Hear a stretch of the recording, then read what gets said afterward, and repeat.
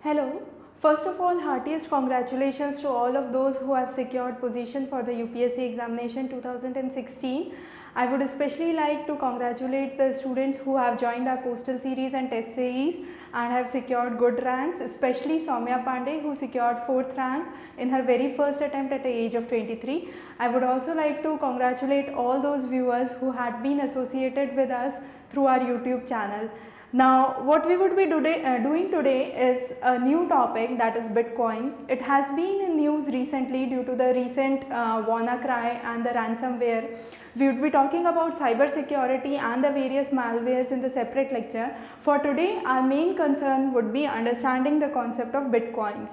Now, Einstein once said, if you can't explain it very simply, you don't understand it well enough, and that's the sole idea behind understanding the concept of Bitcoin, to make it approachable to each and every person around the globe. The idea of virtual currency has to be simplified a lot, because if it is not simplified and you do not have physical currencies in hand, it's very difficult to understand this concept or comprehend this concept. So first, to understand this, we have a kind of simple demonstration here. What we have is a small bank and a mobile unit, which we will talk about later. For now, let's first understand the concept of a bank. What does bank do? A person comes out, walks from his home and goes to the bank. Now this bank has the eyes on it. That means it's doing some kind of validation. So what is there is, you have to show in your proof of identity, your proof of address, your proof of residence and so on. So what happens is, before you open a bank account or you deal in any terms with this bank, you need to produce certain verifications or certain documents. Once you do those, you are allowed to trade or to become a part of this bank. Then you have to bring in certain documents that you would show to the bank. The bank would check and verify those documents and in return give you some kind of currency. So this is, for example, known as fiat. So fiat in simple terms is any legal tender that the government considers valid in a particular nation. So for example, in India we can see rupees, paise, coins. So all these are fiat currencies. So the bank would issue you a fiat currency and you would go back and you would spend those currencies in certain way. So this is what is a paper currency or fiat currency. Now what happens under Bitcoins or virtual currency, or what we call as cryptocurrency, is something very different. First of all, you need not to have any mobility. You can do it from your home itself. The next important thing is anonymity. This virtual bank does not know who this person is. I need not to produce any proof of document, any proof of residence or anything to this organization in order to have Bitcoins. So there is no requirement for the bank. Again, as you can see, this virtual unit where you are getting the Bitcoins or your Bitcoins are being issued is sleeping. That means it is not verifying anything. There is no security that you have to show in. So all your details that are going in are private or they are not public. And the next important thing is, this unit is mobile. So you can have it anywhere and any place, be it in India, be it in United States, be it in any African country. So across the globe you can have a same currency. So that's again very important. Now next important thing that comes to our mind is, why are Bitcoins getting more and more value nowadays? The simple logic for this is, similar to gold and silver, which in reality do not have any value, but it's we who create the value. So similarly happens for Bitcoins. It's human beings that have created value for the Bitcoins, for this virtual currency, and therefore you have the Bitcoins that are popular nowadays. Now why do we use Bitcoin? What are the benefits? As we said, it's cheaper, it's faster, you have to maintain, you can maintain your anonymity, you need not to produce any proof, any documents for the same purpose. It is a means of changing finances. So you do not need to have, if I am traveling to US, I need to carry dollars. If I am traveling to Europe, I need to carry euro. So this is a kind of common currency that can be run throughout the globe. It minimizes any kind of transaction fees. Now this is a very important concept that, and in many of the videos you would find a discrepancy in this, but the basic thing you must understand here is there are transaction fees in Bitcoins also, but those are minimized. In contrast to this, many of the videos you would find there are no transaction fees, so that's incorrect. So don't go by that. There are transaction fees, but those are in reality minimized. Again, the account cannot be blocked or frozen. You have a kind of digital wallet that you open. That's one way. You have the various accounts that you can open, and it's as simple as an email. So you have to just go on to computer, open a Bitcoin account. Now how are Bitcoins generated? That's one question that most of you are curious about. So that's through the process of Bitcoin mining that we'll see in a minute later. And the most important thing is Bitcoin is peer-to-peer. That means there is no intermediate third party. So if I am transferring my amount from, let's say I am person A and I am transferring an amount to person B, there is an institution that falls in between, any third party institution. So let's say any bank, for example. So I have to transfer 2000 rupees to this institute to person B. What would happen? I would transfer, my funds would go on to the bank, my bank. From my bank it would go on to person B's bank, and from the person B's bank it would transfer on to the person B's account. So what's happening? There is an intermediate third party. However, when we talk about Bitcoins, this third party is removed. So it's direct or it's peer-to-peer. There is no intermediate party that can occur in between. Now, Bitcoins are cryptocurrencies. Now, whenever you have the word crypto itself means hidden. So you do not have the real identity of the person, and the real identity, for every account that a person owns there is a key, and with the key you have a kind of signature attached. So with every transaction that goes on from my end, there is a key that is going, and with the key there is a unique signature that I am transmitting, and finally you have that signature that goes to person B, and you have those Bitcoins that are transferred into the person B's account.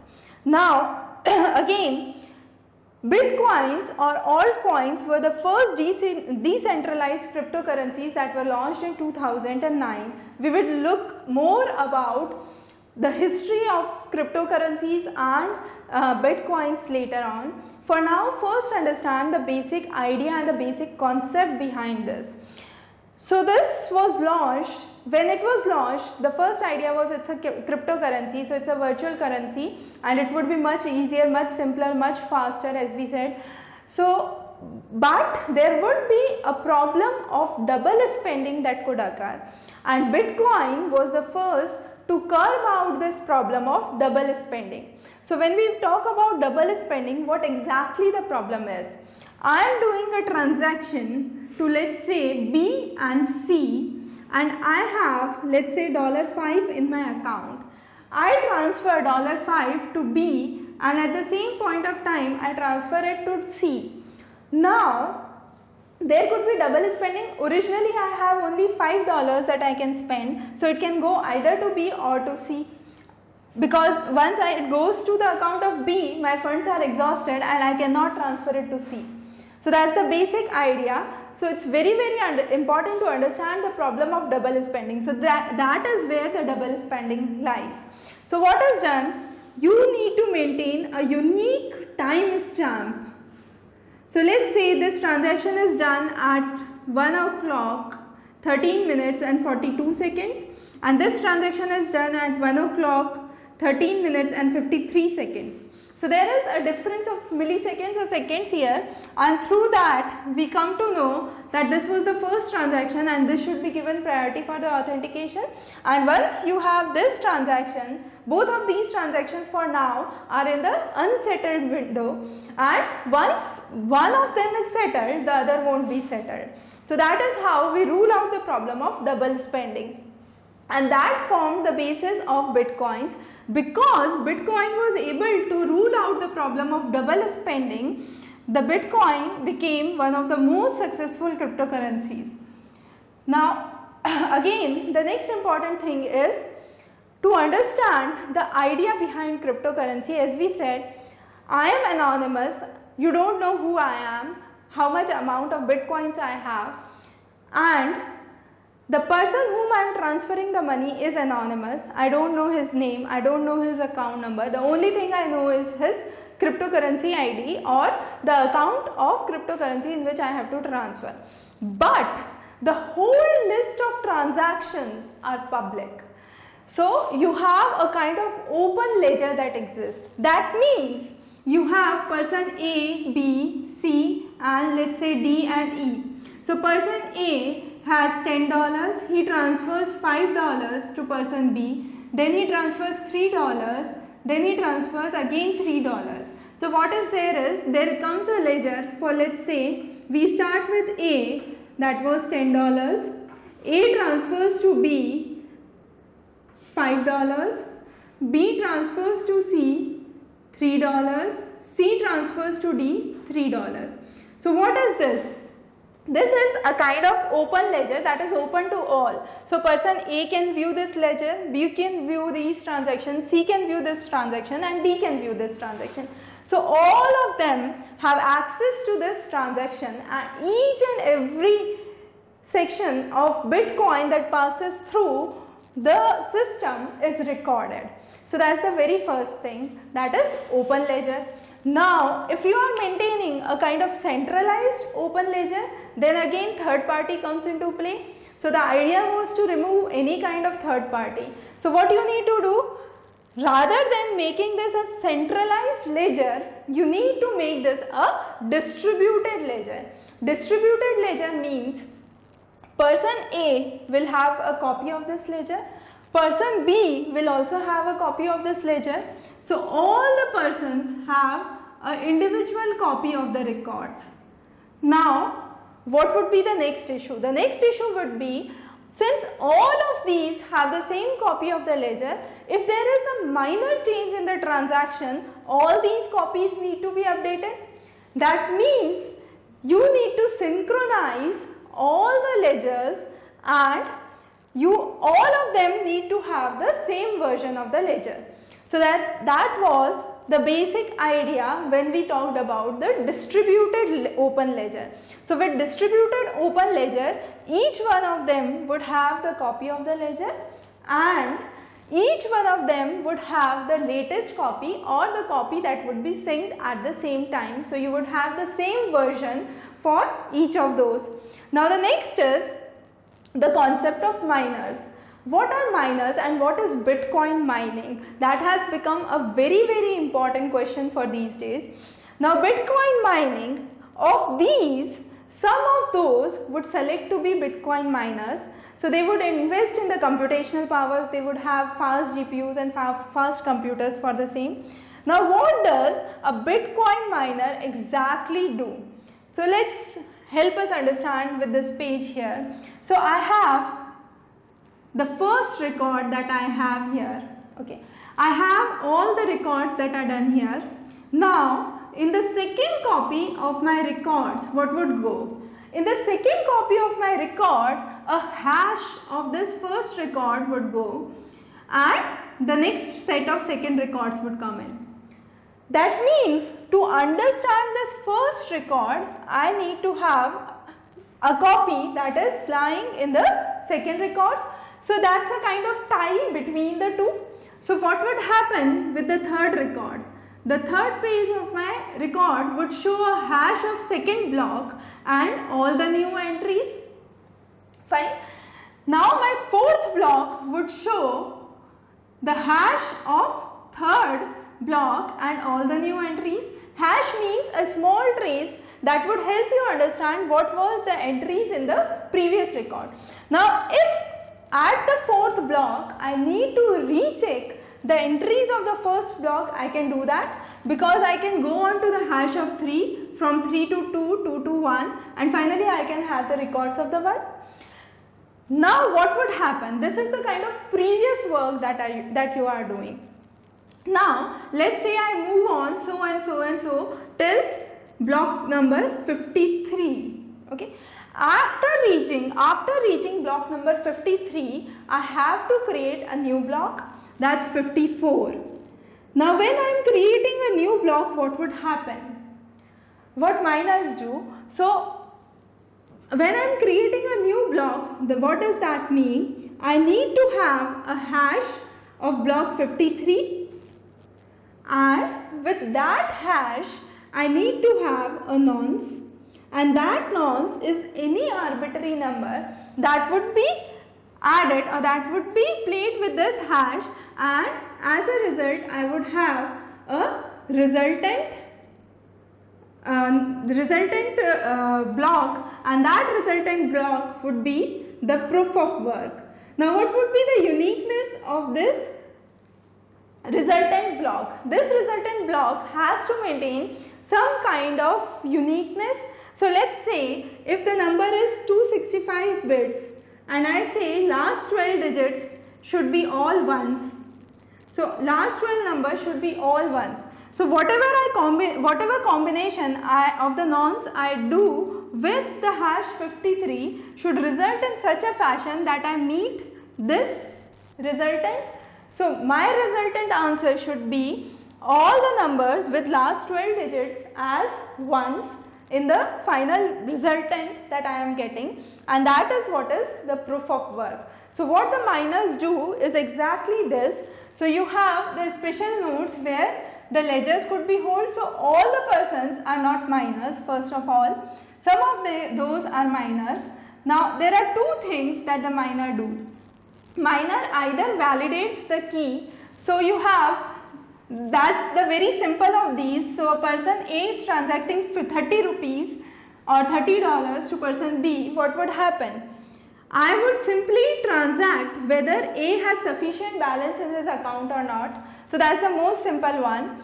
The next is that is validation, that's the first, and the second is finding the key. So finding the key, that means I would look on to all the previous transactions of A and I would add the new transaction of A onto the same ledger. So I have to open up all the transactions that A has done previously, and on the same records I would add a new transaction, and once I add this new transaction, you would have the final entry that would come up, and that is what is mining, and that is what miners do. So they create the proof of work, and that happens through the blockchain process. So these are the various blocks, these are the groups of transactions in every block.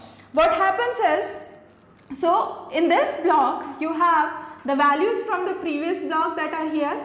So block 52 will have a value of block 51 and the proof of work, which would be the result of the hash of the previous work and the nonce, and based on the nonce, N-O-N-C, that's the any arbitrary number that you are adding, and finally you would have the resultant work that you would produce here, and that would act for the next block and so on.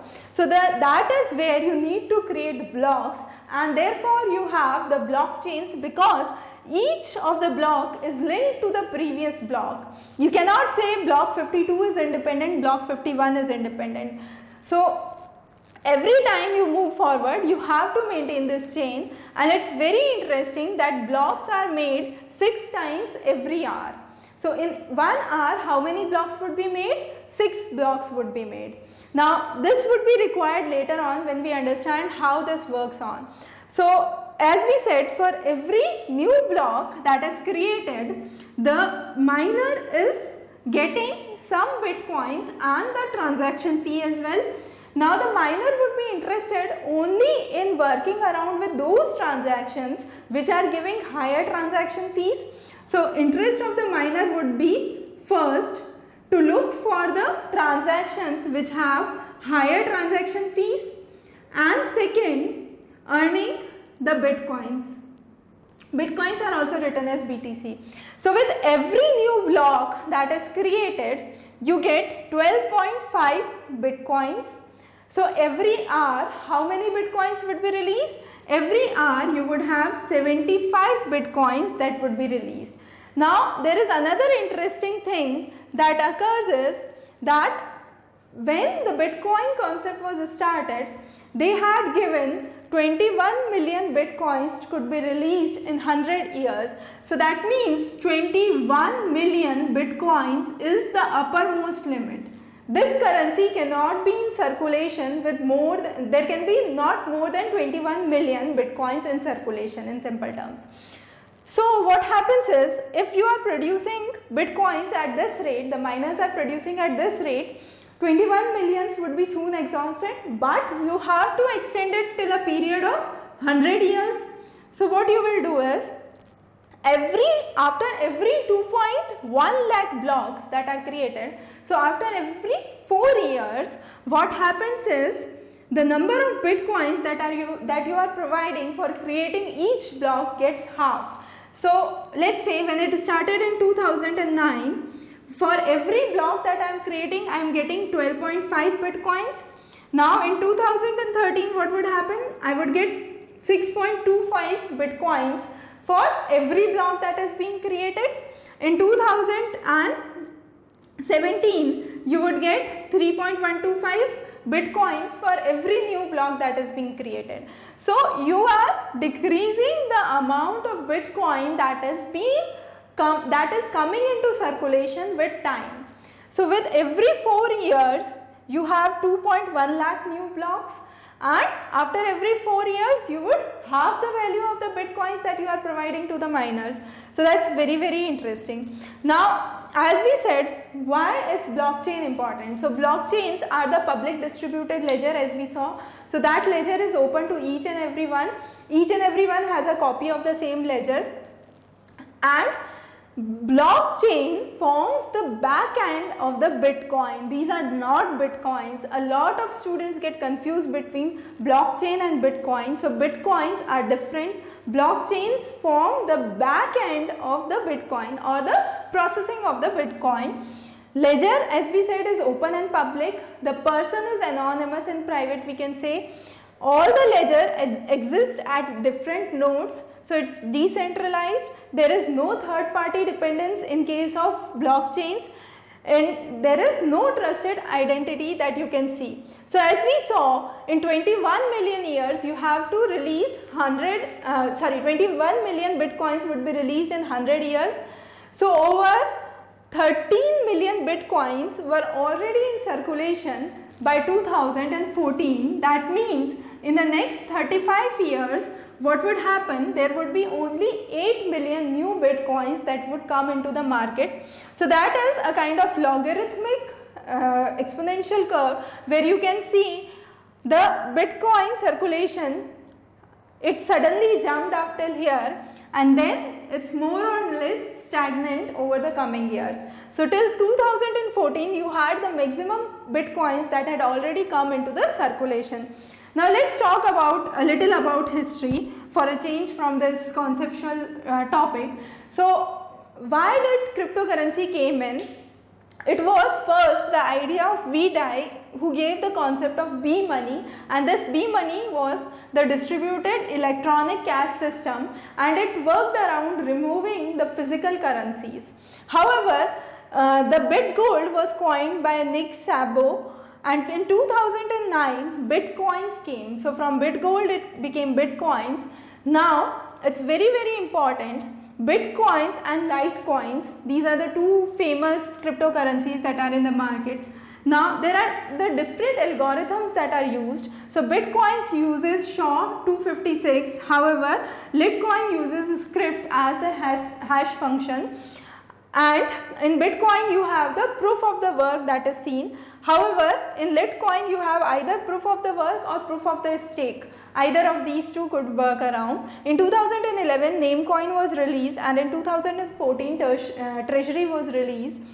Now as we saw, Bitcoin uses the SHA-2 algorithm, that is secure hash algorithm. This was developed by National Security Agency of United States, and it uses cryptographic hash function. So that's a kind of unique value that you assign, and that's hidden, and that moves from one block to another. However, under the script, it's a password based key derivation system, and this was mainly used to make it difficult to do hardware attacks on the computer systems. This technology was mainly devised for that, and later on it became a technology for Litecoins. Now Bitcoins, as we saw, uses a key and a signature. These signatures are unique. This was first given by Satoshi Nakamoto, and Satoshi Nakamoto is a kind of anonymous person. His identity is unrevealed. You do not know exactly who he is, the origin and the country from where he belongs. However, there have been various rumors about, based on his name, that it's a Japanese name. There is no authentic source based on which you can say. In 2017, the value of, as per the last, that's 31st May 2017, one Bitcoin valued $2,257 or nearly 1,43,000 rupees.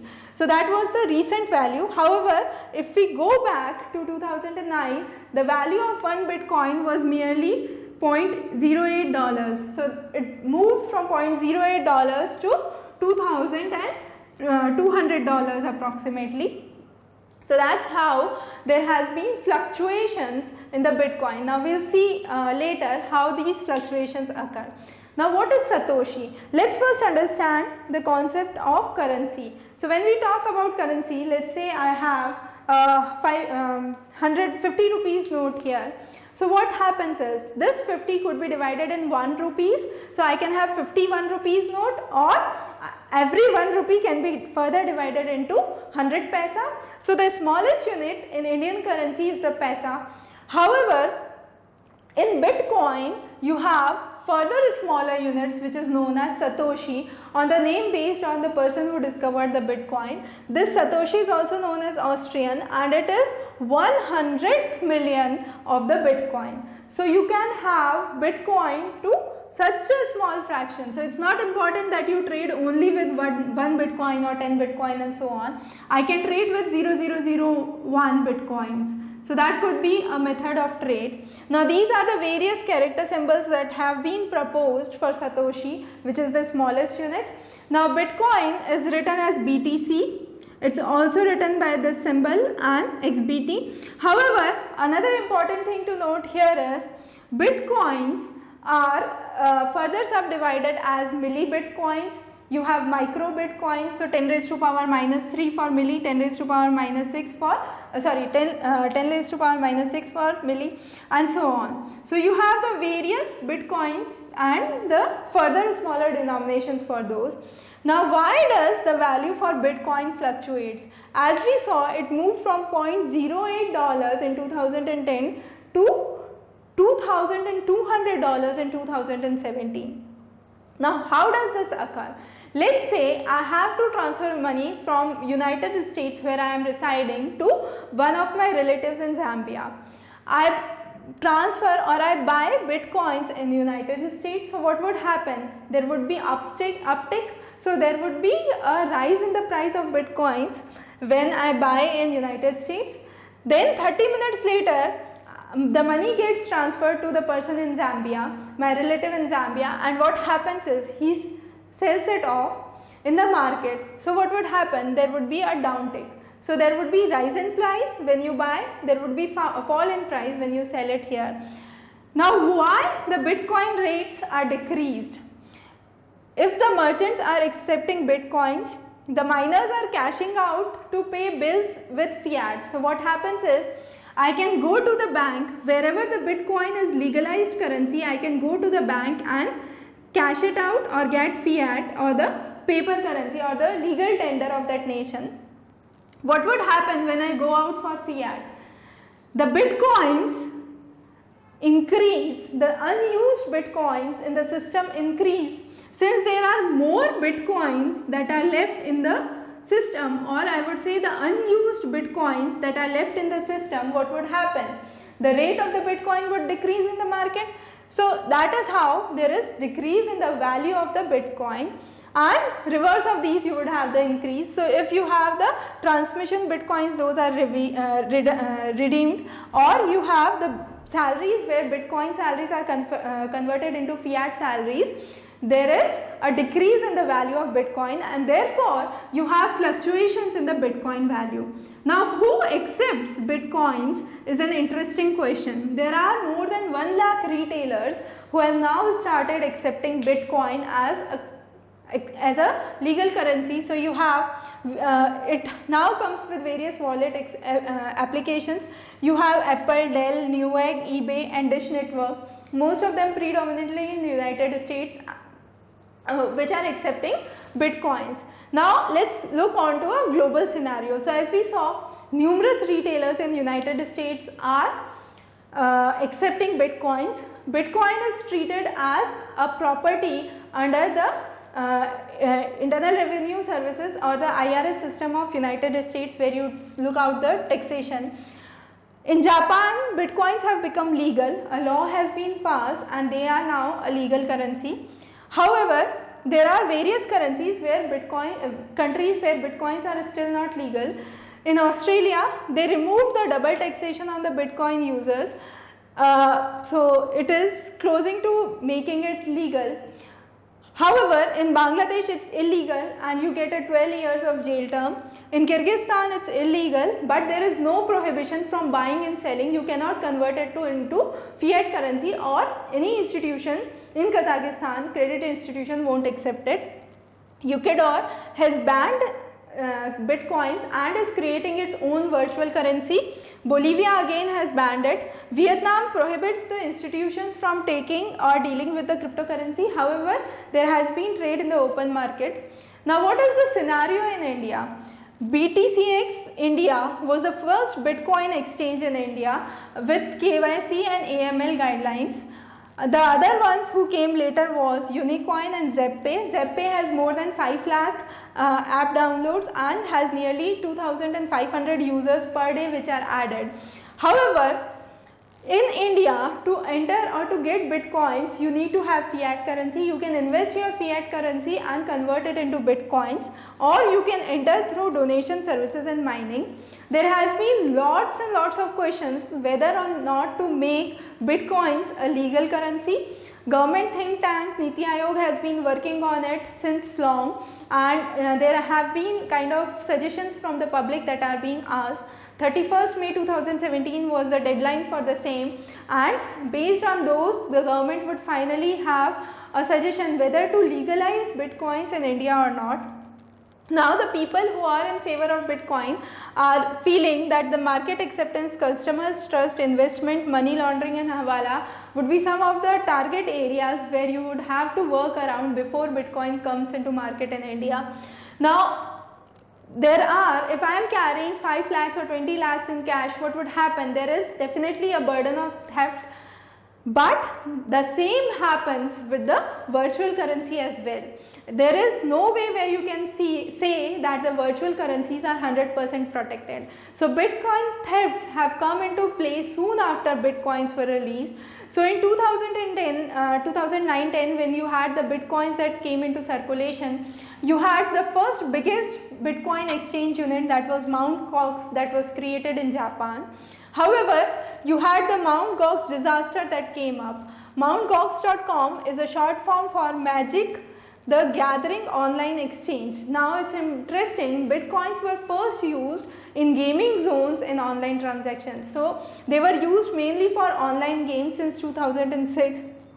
And this leading exchange in 2013-14 faced the biggest Bitcoin theft, where nearly 8,50,000 Bitcoins were stolen, which amounted to $450 million, and finally this exchange was declared bankrupt.